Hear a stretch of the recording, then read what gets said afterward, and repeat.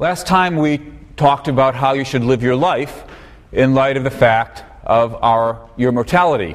How does the fact that we will die, how should that affect the way that we live? What we're going to turn to now, our final topic for the semester, is the flip side.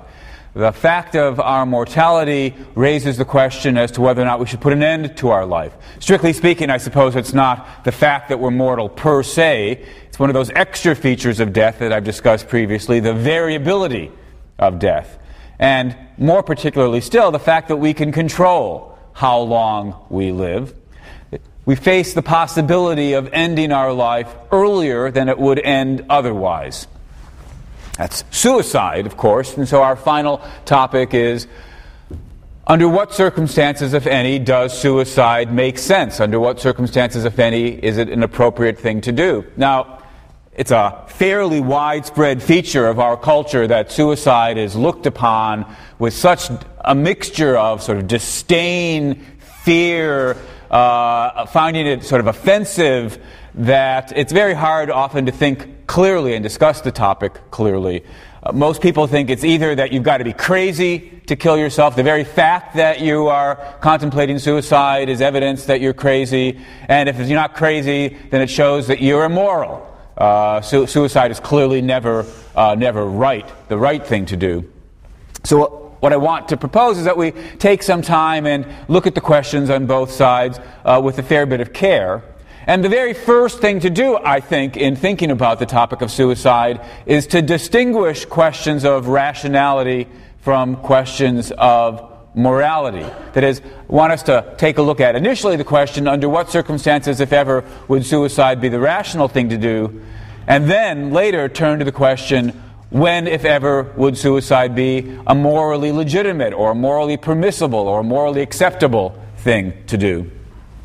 In posing this distinction, I'm obviously presupposing that these questions can come apart, or at least they need to be examined separately. Questions of rationality on the one hand and questions of morality on the other. These are both questions about oughts, as we might put it. They're evaluative questions, but at least most people are inclined to think that we are drawing on different evaluative standards when we raise the one set of questions as opposed to when we raise the other. In many cases, no doubt, rationality and morality go hand in hand. And there are philosophical views about the nature of rationality and the nature of morality, according to which they always go hand in hand. But many of us are inclined to think that they can come apart. Take, for example, given the season of the year that it is, consider doing your income taxes, or more particularly still, cheating on your income taxes. The rate at which income tax forms get audited is very, very slight. And the fines tend to not be especially egregious, even if you do get caught, so that from a rational point of view, many of us might think it might well be a rational decision to cheat. Not likely to get caught. Even if you do get caught, how bad's the fine anyway? But even if we were to agree that it was rational to cheat, most of us would then immediately want to follow that remark up by pointing out that doesn't at all mean that it's morally acceptable to cheat on your income tax. There's a case perhaps where you're morally required to do something that you're not rationally required to do. Or take a choice from the other point of view. There you are trying to decide between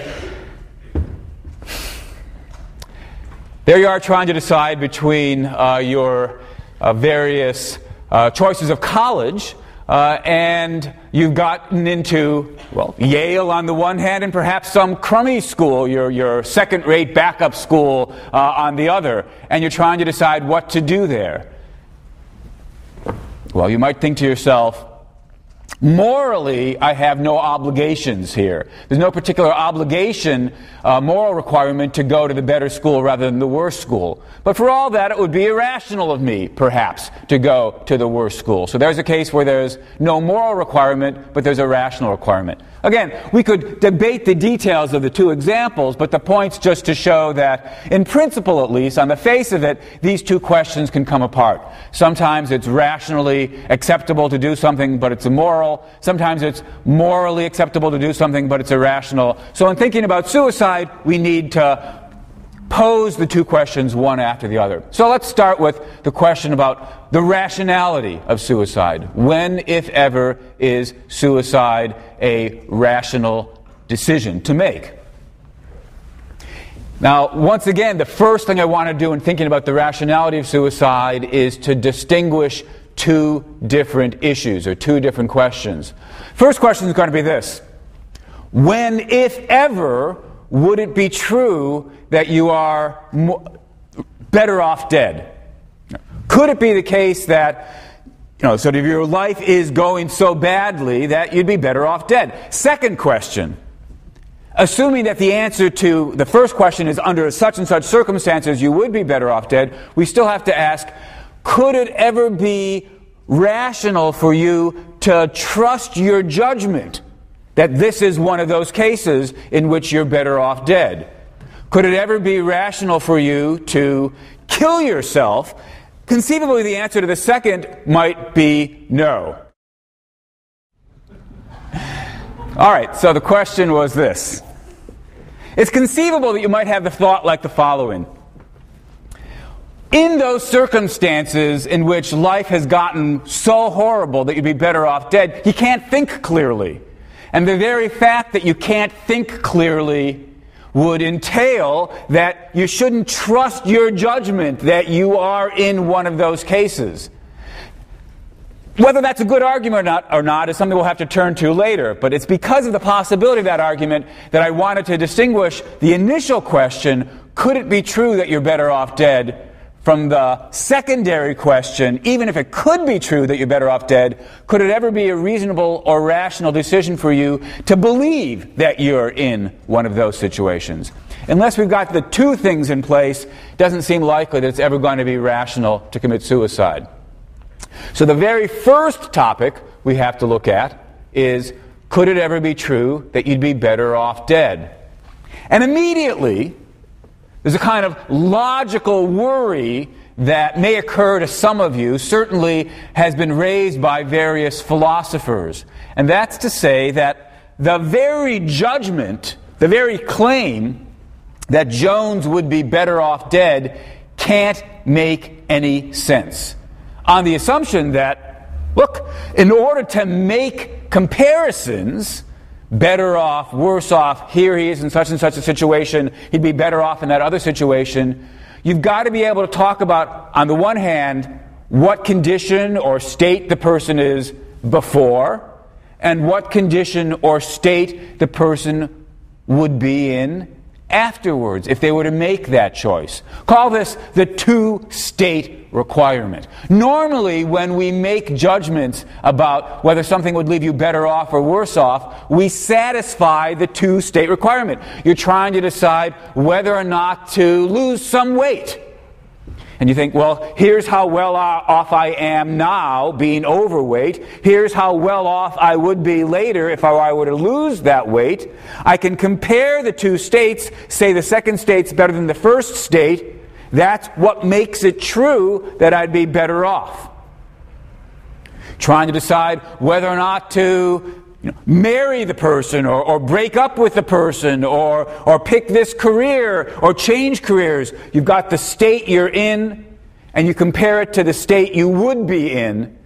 You compare the two states, that's what allows us to say, yeah, I'd be better off, or no, I'd be worse off.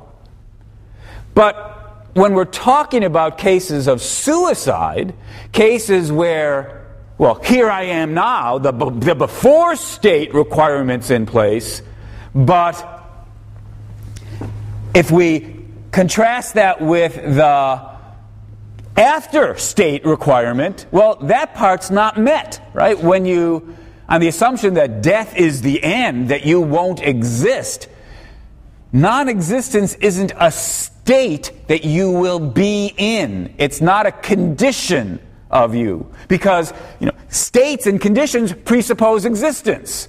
We can talk about, are you happy, are you sad, are you bored, are you excited? All those things presuppose your existence. Even, are you sleeping is a state or condition you can be in because you exist.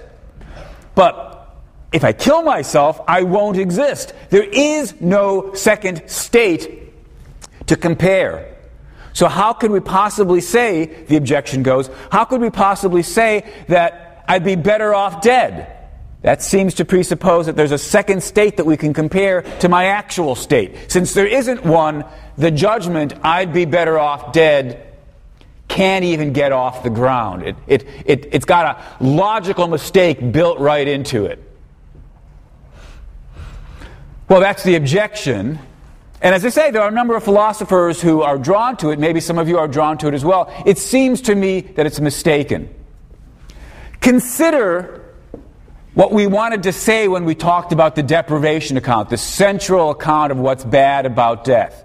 For most of us, dying would be bad because it would deprive us of the good things in life that we would get if only we didn't die. That seemed like a natural thing to say. It seemed like an appropriate thing to say.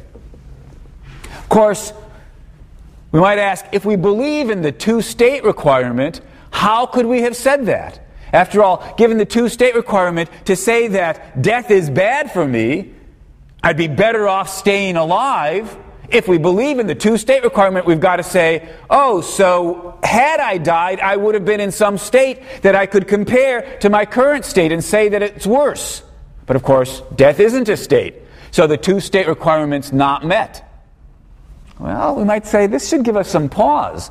If the two-state requirement, it would be one thing if all that the two-state requirement said was, we can't ever say you'd be better off dead. But it turns out the two-state requirement's got more implications than that. It's got the implication that you can't even say you're better off staying alive. And that's very, very hard to believe. Imagine that you've got some happy person, some incredibly happy person, with a wonderful life filled with whatever goods you think are worth having in life. Love and accomplishment and knowledge and whatever it is. He's walking across the street, and he's about to get hit by a truck. And so, at some risk to yourself, you leap into the way, pushing him out of the way, saving his life. And happily, you don't get hurt either. He looks up, realizes he was this close from death, and he says, thank you for saving my life. And now what you have to say is, I'm afraid you're rather confused. Because to say thank you for my saving your life is to presuppose I've benefited you in some way. To presuppose I've benefited you in some way is to assume that it's a good thing that your life has continued. But you see, given the two-state requirement, we can't say it's a good thing that your life continued, because the two-state requirement says we can only make that kind of remark when there's a before state and an after state, and the after state would have been non-existence. So you see, you're really rather philosophically confused in thinking that I've done you some sort of favor by saving your life. I can't take that argument seriously. It seems to me that, and I hope that none of you would take it seriously either. Of course you are doing somebody a favor when you save their life, given the assumption that their life has been and would continue to be wonderful. And what that shows is not that, so non-existence really is a kind of spooky, super thin state or condition. No, of course it isn't. Non-existence is non-existence. It's no kind of condition or state at all. What it shows is the two-state requirement isn't a genuine requirement on these sorts of evaluations. We don't have to say that if you had died, when you point to the person whose life you saved, we don't have to say that had you died, you would have been in some inferior state. We simply have to say the life you would have had I saved you, and indeed will have, given that I have saved you, is a great life. Since it's good, to lose it would be bad. Since losing it would be bad, saving it for you is benefiting you. It's doing you a favor. Two-state requirement says otherwise. Two-state requirement's got to go. But having gotten rid of it, we can say the same thing in principle on the other side. Imagine there was somebody whose life was horrible, full of pain and suffering and misery. Now, whether there could be such a person, again, that's a question we'll turn to in a second. But if there were such a person, then we can say, for their life to continue isn't good for them, it's bad for them. Their life is full of misery and suffering and frustration and disappointment, and the more and more of that, the worse and worse the life is.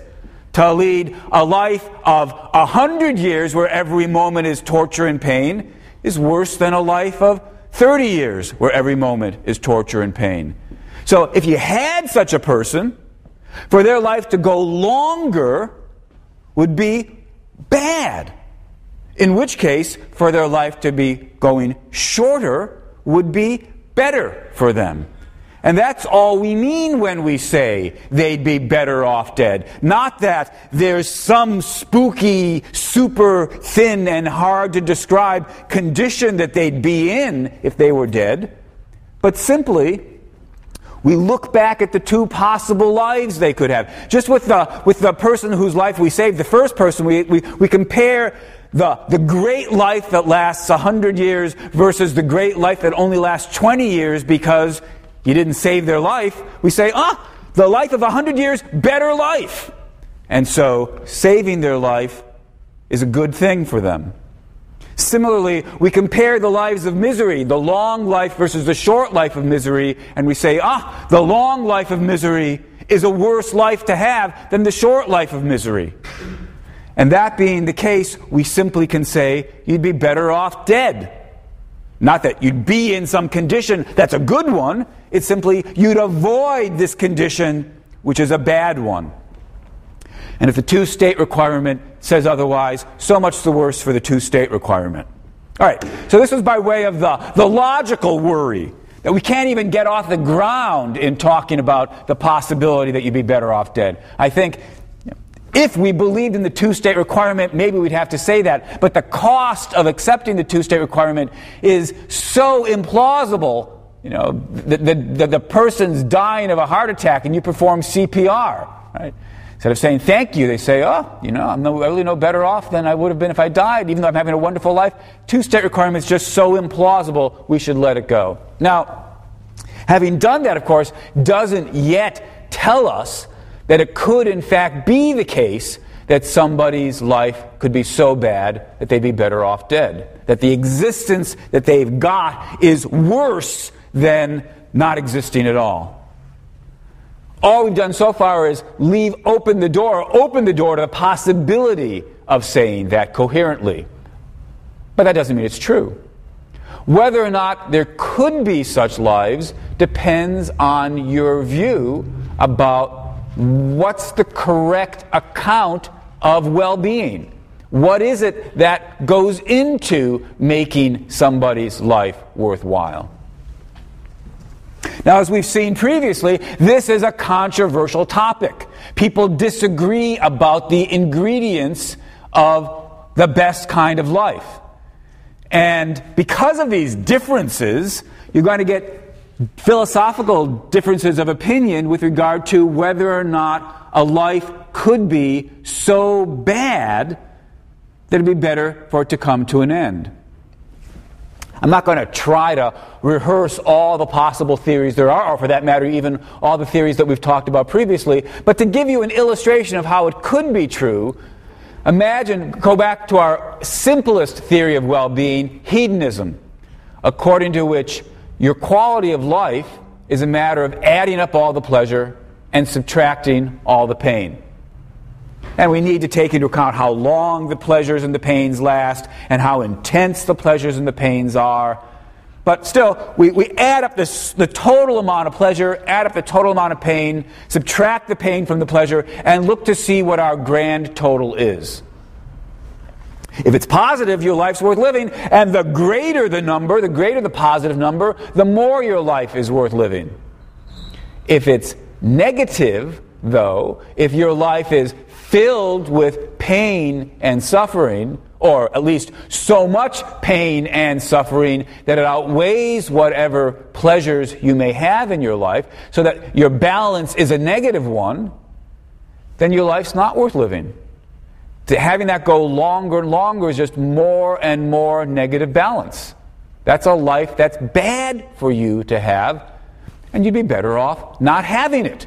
You'd be better off having your life come to an end. You'd be better off dead. And of course, the more and more negative the grand total is, the worse your life is. And so the more it's true that you'd be better off dead. Well, that's what hedonism says. If we're not hedonists, and of course previously I've argued that we shouldn't be hedonists, then we need a more complicated theory of the good. We need to throw in other things, perhaps certain external goods. It's not just a matter of getting the insides right, the pleasure and the pain and the other mental states. There are various facts about your objective hookup with the rest of the world. Are you really climbing Mount Everest? Are you really accomplishing things? Do people really love you? And so forth and so on.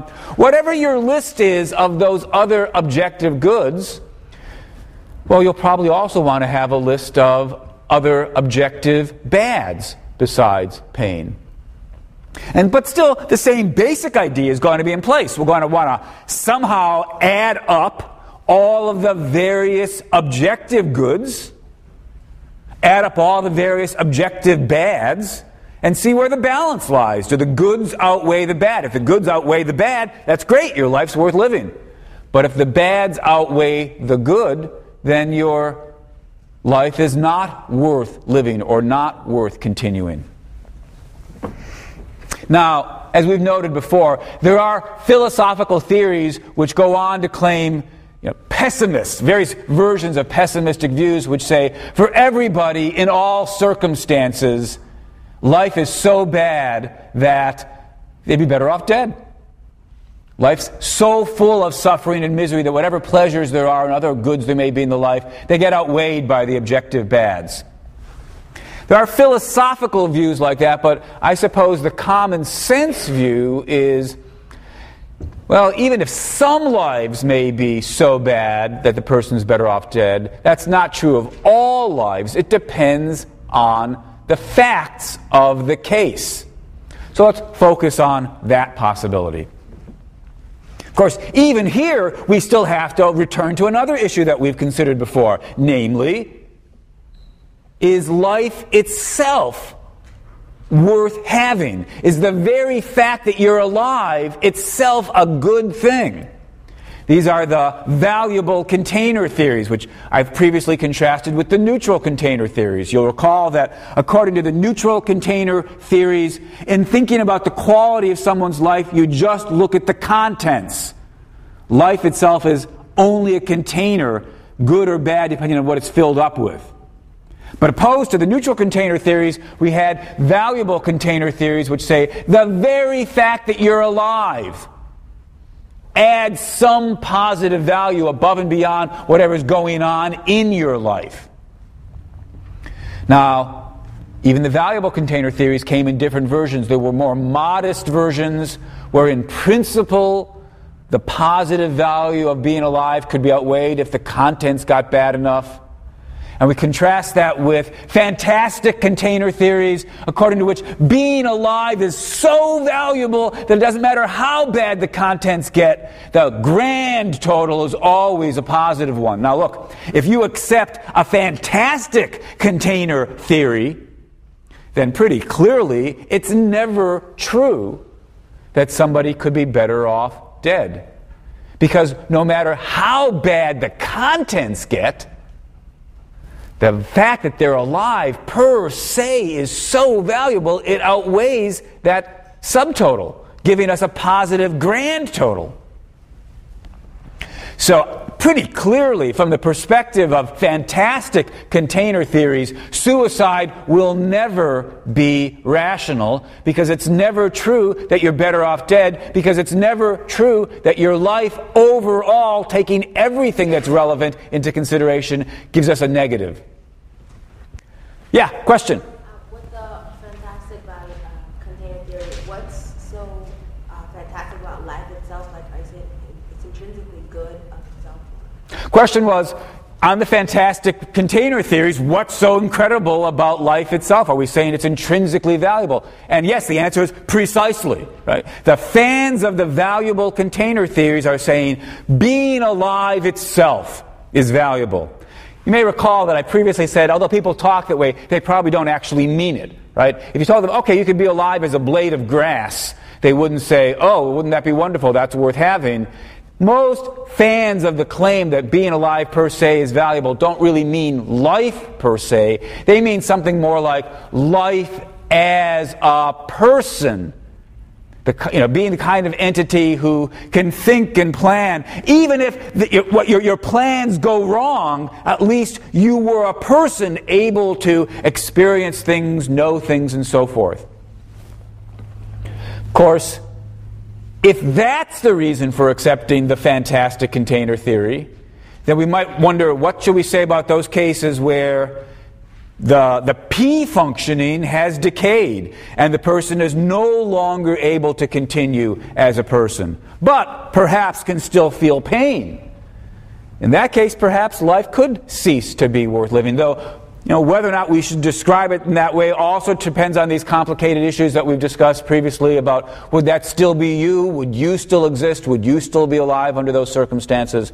So the basic idea behind valuable container theories is that life, or the life of a person, or something like that, has intrinsic value above and beyond the question of what's going on within your life.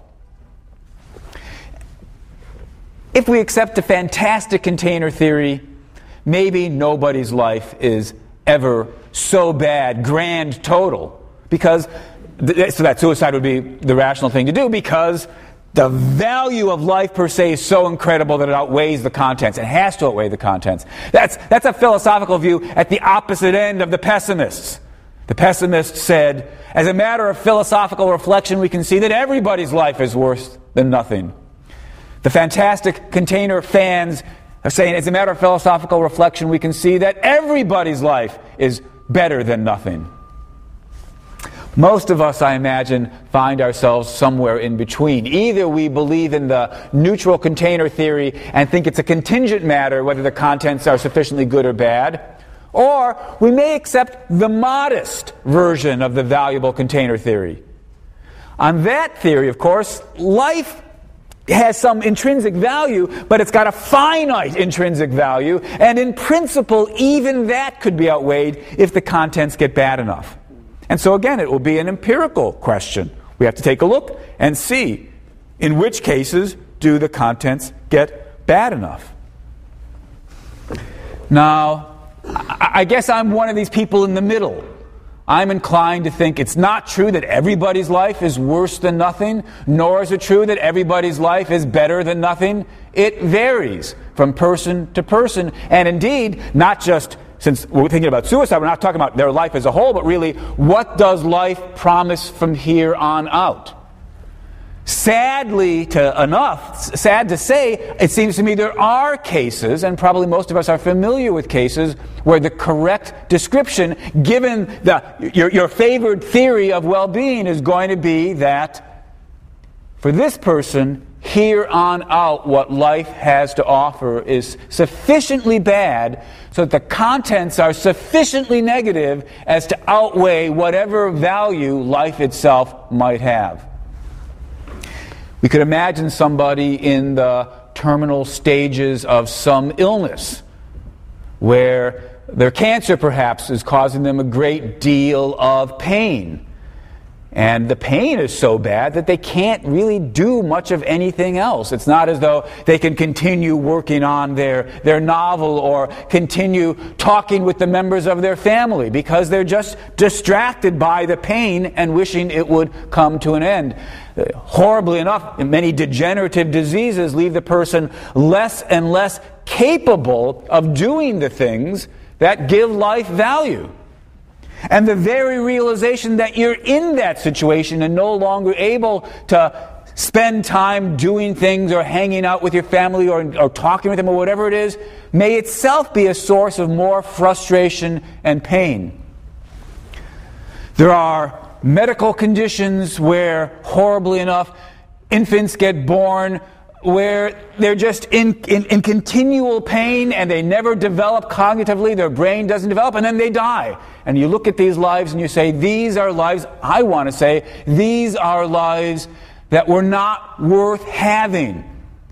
These children would have been better off never having been born at all. Certainly not any kind of favor for them to continue their lives.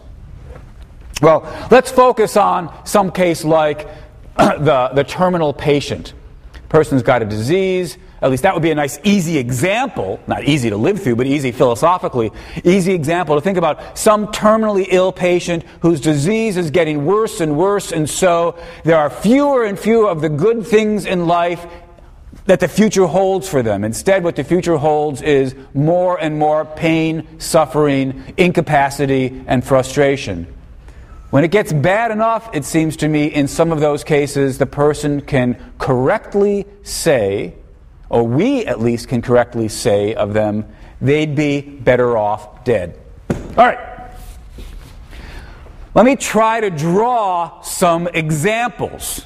Again, we're bracketing the question, can the person think clearly about their case? That'll come later. Let's just try to talk about when would suicide make sense?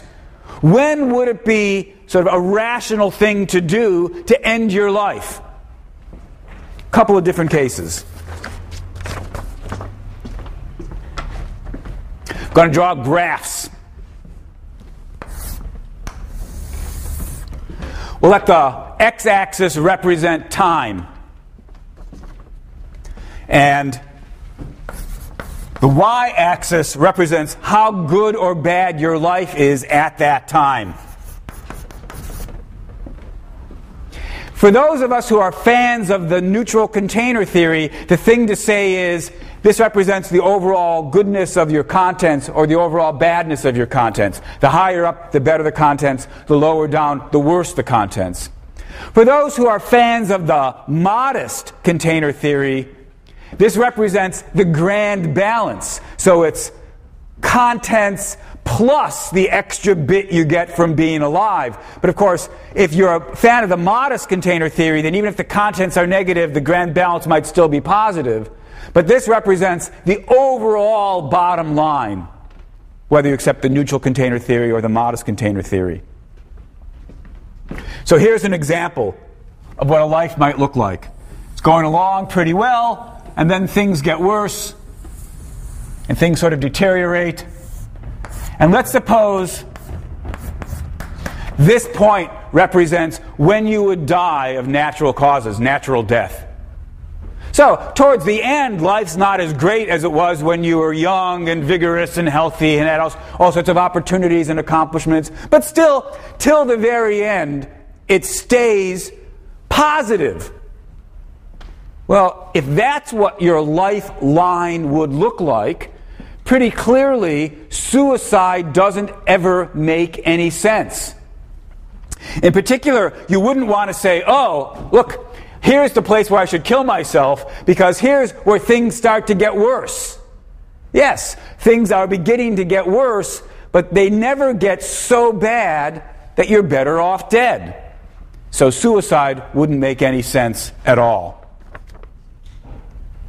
For suicide to make sense, it's got to be the case that your life takes a turn for the worse. Not just any old turn for the worse, but a turn so much for the worse that for some chunk of your life, your life is worse than non-existence, the zero line, the x-axis. All right, imagine that's what's happened. Here you are, you're healthy, you're vigorous, you're accomplishing things, but you've got some degenerative disease that's going to make things worse and worse. Here's the period in which it's getting worse. And then, after a while, your existence is going to be worse than nothing. Here we can at least broach the question in an intelligible way, might suicide make sense? Suppose this is the point where the downturn begins. Should you kill yourself at that stage? No. Because, after all, even though there's a downturn, things are getting worse, there's still going to be another period of life, another chunk of whatever it is, year, 5 years, 6 months, whatever it is, where although life isn't as good as it had been before, it's still better than nothing.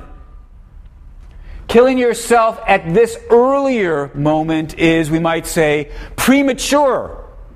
It's throwing away a chunk of life that would still be worth having. It's not the right thing to do. It doesn't make sense rationally. Well, if not that moment, what about this moment?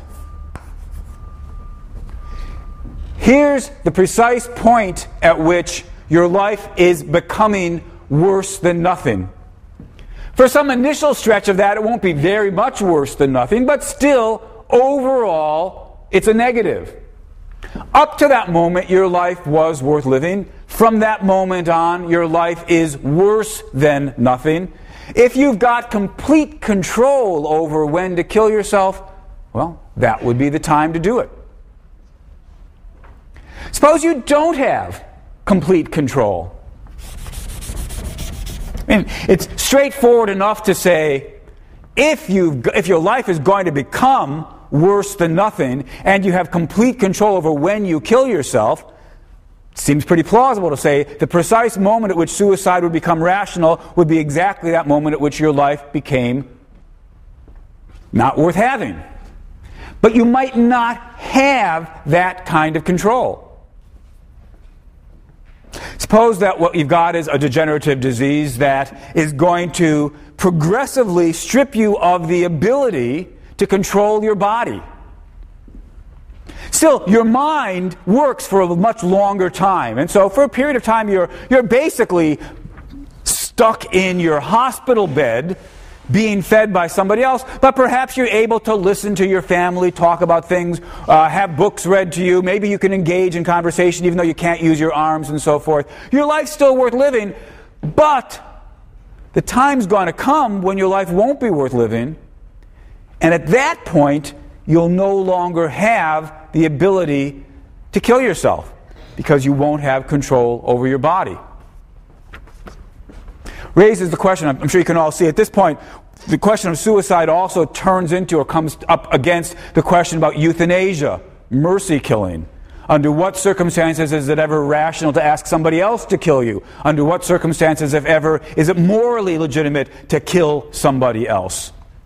But let's continue to focus on the case of suicide. Suppose you live in a society which is so unenlightened as to have ruled out euthanasia.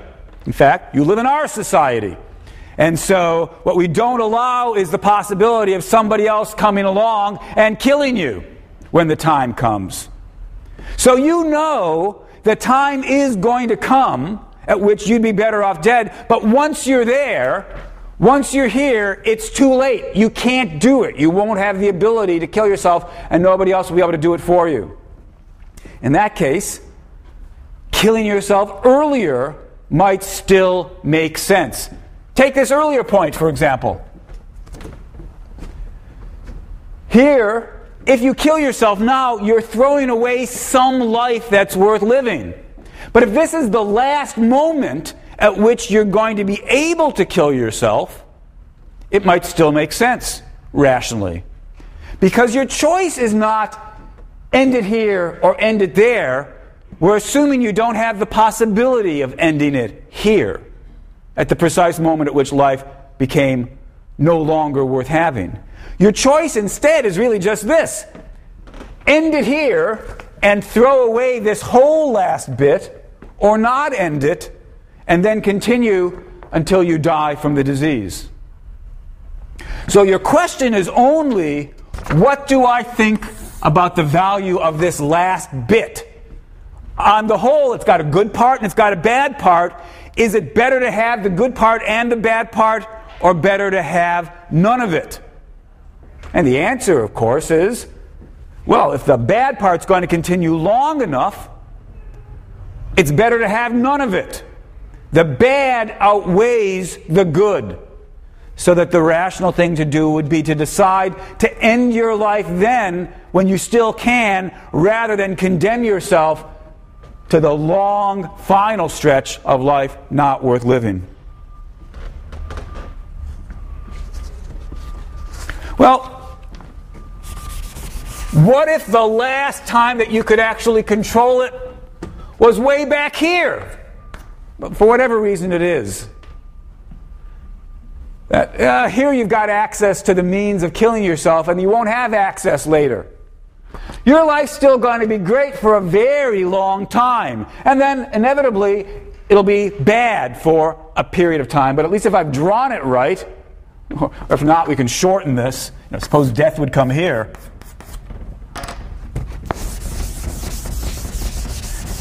Here's a case where if you don't kill yourself now, you're condemning yourself to the whole rest of the story.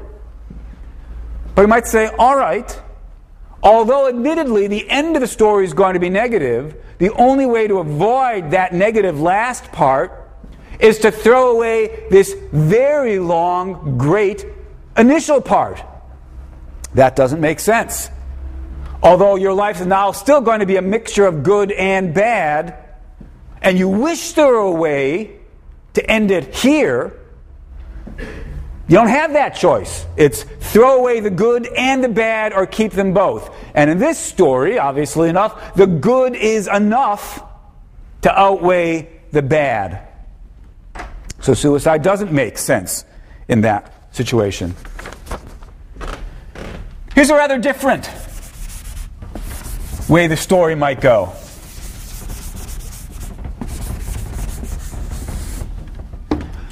Suppose your life's going along really great, and it takes a turn for the worse, but then it's going to get better. Till it ends here through death by natural causes. Could suicide make sense here? Does it make sense to say, look, I'm going to kill myself in order to avoid the downturn? Or indeed, even if the recovery wasn't so long a recovery, could suicide make sense here? Because you're about to take this big dip down and be condemned to most of the rest of your life being significantly worse than it was before? No. Suicide doesn't make sense in this situation. Because even though what you're going to have during this period is a life worse than the life you had before, the life you've got here is still above the x-axis. It's still a life worth living. This point, I think, is probably crucial enough that it's worth taking a moment to reflect on. The fact that your life is less good than it had been, less good than indeed maybe all the lives around you are having, all the people around you are having lives that are better than yours, still doesn't mean that your life is so bad that you're better off dead. It's easy to lose sight of that, right? Here we are sliding down, and all we see is sort of the fact that we're moving down. It's natural to get caught up in the thought, I'm better off dead. But it's a mistake. You're not better off dead. This situation, I suppose, is probably... I always worry when I end this class talking about suicide, because what's the major cause of death among teenagers? Well, it's suicide. That's not really all that surprising, because teenagers are pretty healthy as people go, and so you're either going to get killed by an accident, or you're going to get killed by doing it to yourself. The kind of mistake that I think leads most teenagers into killing themselves is something like this. They've broken up with their girlfriend. They've flunked out of school. They didn't get into medical school or law school or what have you. And they think to themselves, from here on out, my life's not worth living. And the answer is no. That's actually, as an objective matter, probably not the case. Even if your life would be less worth living than you had hoped it would be, it's still better than nothing. Of course, in the typical case, I suppose what it really looks like is this. Small dip, then continues wonderfully. But you lose sight of all the good stuff yet to come while you're in the middle of the dip. So although I'm taking time now to talk about the question, under what circumstances might suicide be a rationally justified one, I should hasten to add the remark that I'm fairly confident that for nobody in this class would suicide in fact be a rational decision. That doesn't mean it couldn't turn out to be a rational decision later in your life, but that it very likely, overwhelmingly likely, is not one now. Well, a couple other cases that I still want to have us consider, but I think that's probably enough for today, so we'll take it up there next time.